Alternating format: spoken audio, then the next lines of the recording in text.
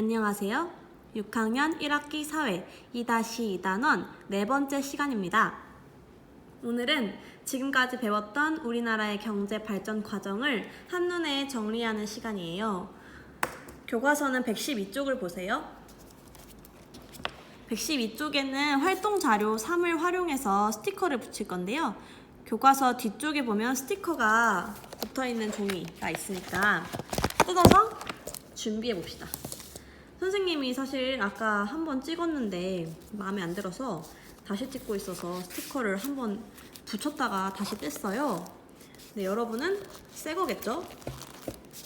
자, 이 스티커 4개를 여기 있는 빈칸에 알맞은 자리에다가 붙일 거예요. 스티커를 먼저 보면, 자, 여기 오늘날에는 고도의 기술이 필요한 신소재, 로봇과 같은 첨단 기술 산업이 발전했다. 자, 이 로봇 산업이 발달한 시대는 어느 시대였는지 기억이 나나요? 네, 로봇 산업은 바로 2000년대에 발전했던 산업이에요. 첨단 산업의 일종이었죠. 여러분은 이 자리가 아닐 수도 있지만 선생님을 따라서 오세요. 다음, 초고속 정보통신망이 전국에 연결되면서 다양한 정보통신 산업이 발전했다. 자, 이거는 로봇 산업의 직전인, 네, 그렇죠. 1990년대였어요. 다음, 산업에 필요한 다양한 철강 제품을 생산해 여러 곳에 공급하며 철강 산업이 발전했다. 철강 산업은 뭐였죠? 경공업이었을까요? 중화학공업이었을까요? 그렇죠. 중화학공업이었죠. 그래서 철강 산업은 중화학공업이 발전하던 시대인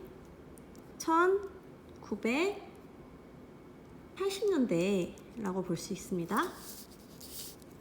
옷, 신발 등을 만드는 경공업이 발전해 많은 상품을 해외에 수출했다. 농업 중심의 사회에서 바뀌기 시작한 바로 직후예요. 그렇죠. 1970년대. 자, 이렇게 스티커에 연도를 파악을 했으니 붙이기가 훨씬 쉽겠죠. 자, 가장 빠른 1970년대 스티커부터 뜯겠습니다. 60년대의 농업업, 임업 중심의 산업에서 바로 다음 차례인 경공업이 나오겠죠. 이렇게 붙여주시고, 다음 70년대에는 경공업 다음으로 중화학공업이 발전했죠. 중화학 전에 철강. 그 다음 90년대에 정보통신 산업, 우리가 쓰고 있는 와이파이나 인터넷 데이터 이런 것들. 마지막으로 로봇 산업 플러스 문화 콘텐츠 산업, 이런 서비스 산업도 발전을 했습니다. 2000년대죠. 자, 이렇게 붙였으면 선생님이 A4 용지 한 장에 정리를 했어요. 우리나라 발전 과정을 함께 봅시다. 자, 이렇게 정리를 했습니다. 처음 1950년 6월 25일인 6.25 전쟁 날부터 쭉 가서 1960년대, 70년대, 90년대, 2000년대에 오기까지의 과정을 중요한 내용을 쏙쏙 골라서 정리를 해놨으니까 같이 한번 보도록 합시다. 선생님이 이 종이 나눠준 친구들은 종이 같이 보면서 들어주면 좋을 것 같아요. 6.25 전쟁이 일어나기 전인 1950년대에는 우리나라가 농업 중심 사회 구조였어요. 물론 어업과 임업도 있었지만 주로 농업에 종사했습니다. 이때 6.25로 인해서 나라의 중요한 시설들이 다 파괴되고 무너지고 손상이 됐는데, 그 시설을 먼저 복구를 한 다음에 그 다음 경제적 자립을 위해서 우리나라 공업을 발전시켜야겠다라는 다짐을 합니다.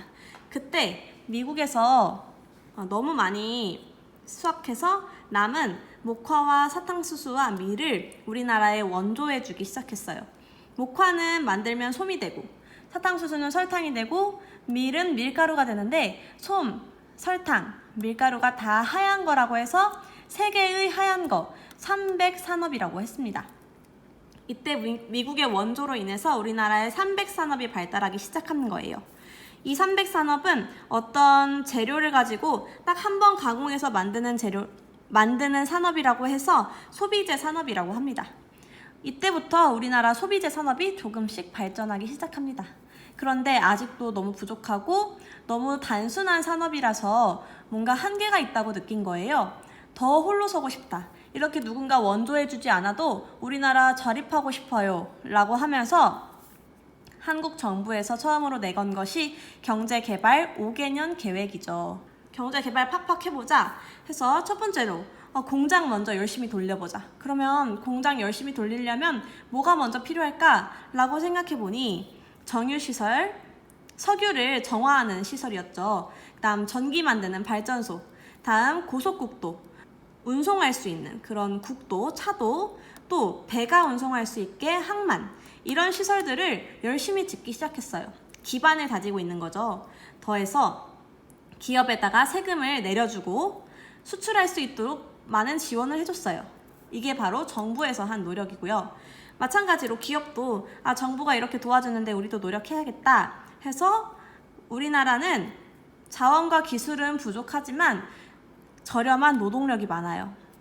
경공업을 발달시키기 시작합니다. 이때 말하는 경공업은 가벼운 것을 만드는 신발, 가발, 섬유, 종이 등의 가벼운 물건을 만드는 산업을 경공업이라고 했습니다. 기업에서는 저렴한 노동력으로 경공업을 발전시키기 시작합니다. 그런데 또 이제 욕심이 생기는 거예요. 종이 조가리 1000조가리 팔아서 언제 부자 돼? 이거 아무리 많이 팔아봤자 돈이 얼마 안 된단 말이야. 우리나라 더 부자 되고 싶어. 무겁고 비싼 걸 팔아보자. 그래서 낸 게 중화학공업 육성 계획입니다. 중화학공업은 중공업 더하기 화학공업입니다. 중공업은 철이나 배, 자동차처럼 무거운 것을 만드는 거고요. 화학공업은 플라스틱, 고무, 화학 섬유 등을 생산하는 산업이에요. 이 두 개를 합쳐서 우리 경공업 갖고 부족하니까 중화학공업으로 한번 가보자 해서 첫 번째 노력. 우리 높은 기술력이 먼저 필요해. 왜냐면 경공업은 만드는데 그렇게 큰 기술이나 능력이 필요하지 않았지만 중화학공업은 어중간한 능력 가지고는 안 되는 거예요. 더 정교하고 더 뛰어난 기술력이 필요하기 때문에 우선 똑똑한 사람들을 모아오자.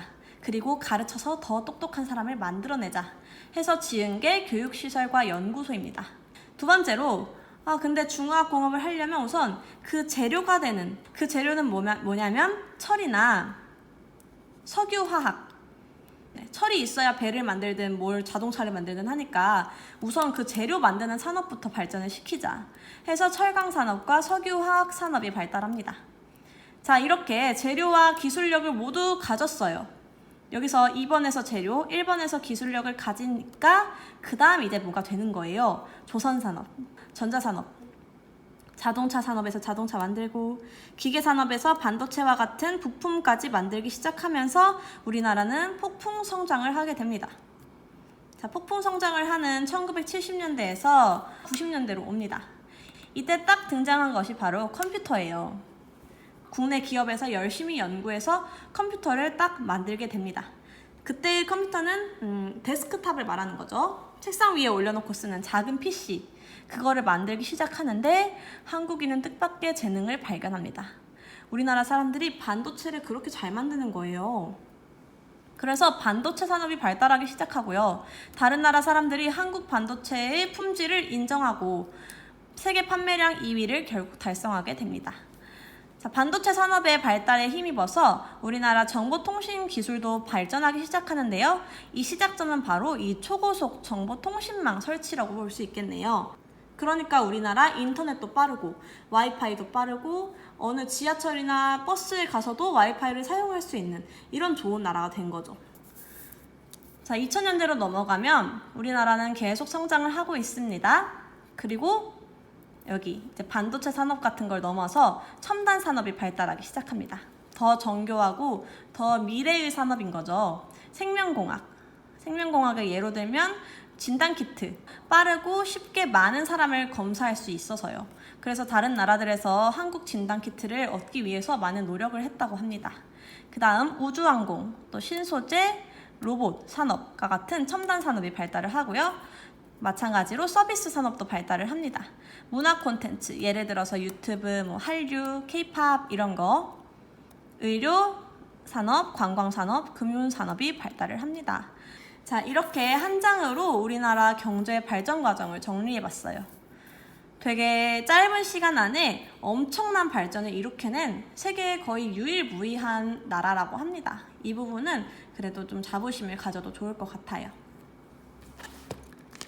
자, 그러면 교과서 114쪽으로 넘어갈게요. 우리나라의 국내 총생산과 1인당 국민 총소득의 변화 알아보기.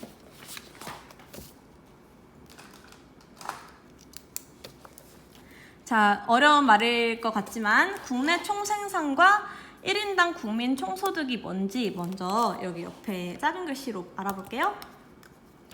국내 총생산이란 일정 기간에 한 나라 안에서 생산된 물건과 서비스의 양을 돈으로 계산해 합한 것을 의미합니다.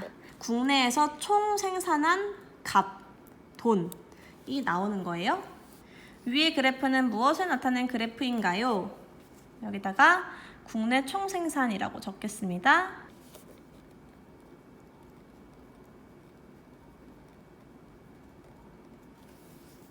그래프의 세로축과 가로축은 각각 무엇을 나타내고 있나요?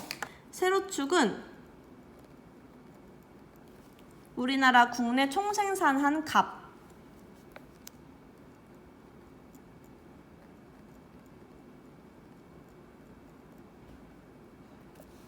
가로축은 연도,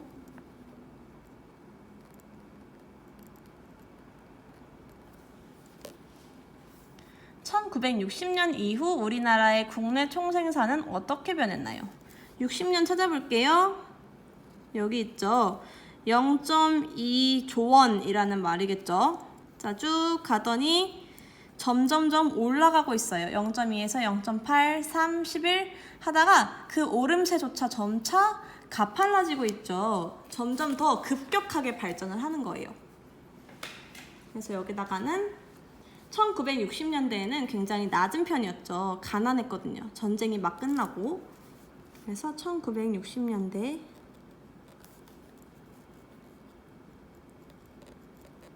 낮았던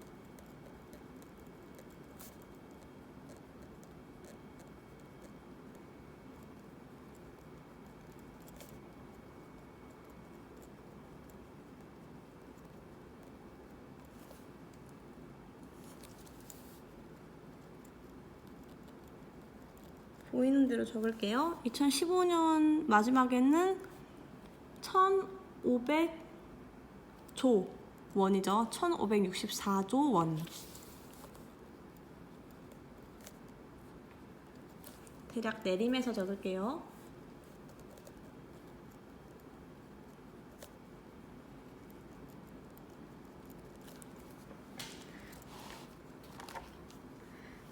다음 1인당 국민 총소득의 변화. 1인당 국민 총소득은 그야말로 한 나라의 국민이 벌어들인 소득을 다 더해서 그 나라 인구로 나눈 것입니다. 그러니까 평균적으로 한 명의 국민이 벌어들인 돈을 말하는 거겠죠? 1975년 찾아볼게요. 여기죠. 30만 원이네요. 30만 원. 30만 원에서 점점점 올라가서 마찬가지로 가파르게 올라가기 시작합니다. 가파르게 올라가서 2015년에는 3,074만 원이죠. 3,074만 원을 넘깁니다. 그러면 국민 총소득은 어떻게 쓰면 될까요? 지난 60년간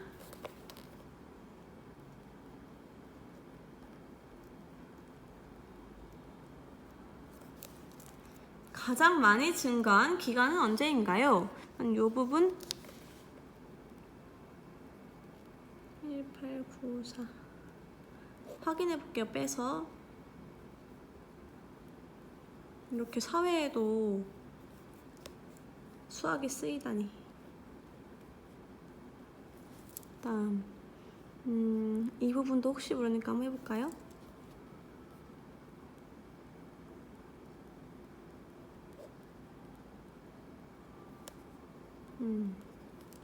여기가 더 가파르네요. 여기도 혹시 모르니까 해볼게요. 눈만 믿으면 안 되기 때문에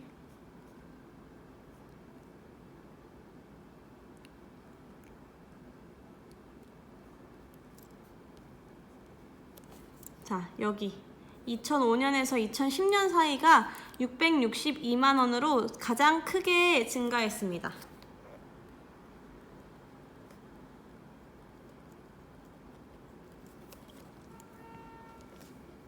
앞으로 우리나라의 국내 총생산과 1인당 국민 총소득은 어떻게 변할 것 같나요? 사실 뭐 예상하는 게 무의미하긴 하죠. 사람 일은 어떻게 될지 모르는 거고 국가 일도 어떻게 될지 모르는 거니까요. 그래도 이 수치적인 수학적인 그래프만 봤을 때 증가하면 증가했지 떨어지지는 않을 것만 같은 그래프를 보여주고 있죠. 그러니까 여기다가는 지속적으로 증가할 것이다 라고 적어줄게요.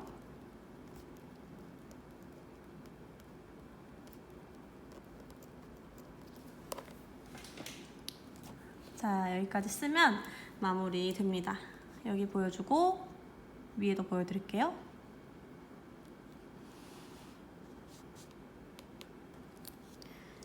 이번 차시는 노트 정리 없고요. 그야말로 정리하는 차시였으니까 이 종이 캡처해서 보시면서 쭉 머릿속에 정리 한번 해보세요. 이렇게.